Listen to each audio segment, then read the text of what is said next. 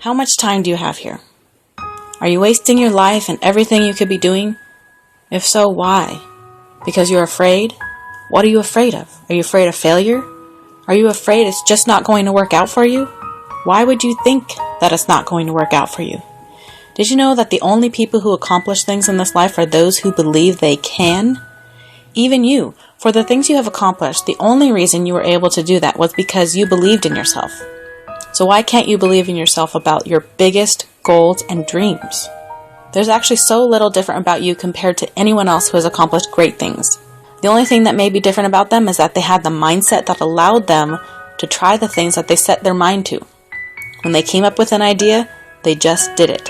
If there was an obstacle, they didn't say, "Oh well, I guess I just can't do that. I guess I'll just have to throw in the towel." No, they figured out a way to get over that obstacle. They were resourceful.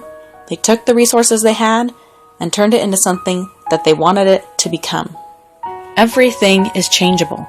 Your life, your circumstances, you can exchange money for things, time for money, time for accomplishments. You can take things in this world and turn them into a masterpiece, something you desire to come true.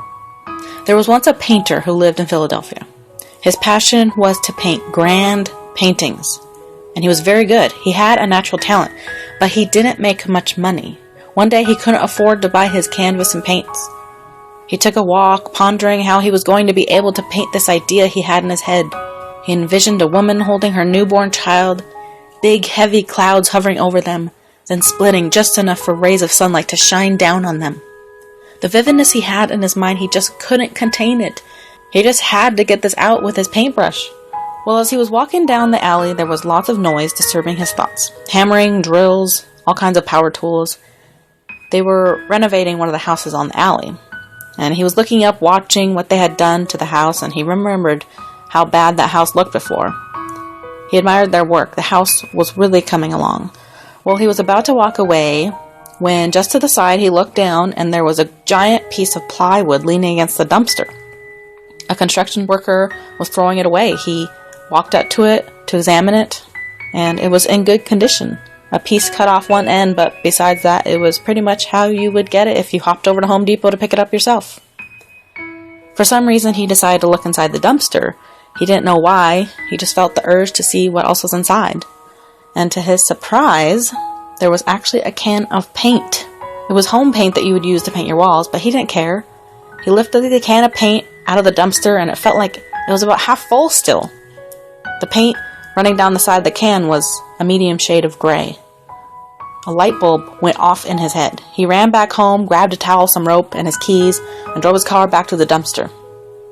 The man put the towel down on top of his car, flung the plywood up there, tied some rope around it to secure it to his car, and placed the half can of paint in his trunk. He went home, and with the help of a little bit of white and black paint he still just happened to have left, he created a grayscale version of his vision. The woman holding her baby, the clouds parting, the rays of sun shining down on them. And he sold that painting on the plywood for $4,000. Who says you need canvas to paint a masterpiece? After his experience of finding the plywood and paint, he realized that there was a need that could be branched between contractors and penniless painters. Contractors were just getting rid of these spare pieces of plywood, going straight to the dump, and half-full cans of paint of various colors. And there were many artists out there who were struggling to earn enough to buy more supplies. So he started an organization where construction workers could come and donate their plywood, partly used cans of paint, and paintbrushes, and artists could come up and pick up whatever they needed. And it became a really successful non-profit, which art admirers from everywhere donated lots of money to every year. Eventually, people also began to donate canvases of every size and acrylic and oil paints of every color, all the various shapes, sizes, and styles of brushes. And all the artists whose passion it was to paint had their needs finally fulfilled because of this one man with one grand vision.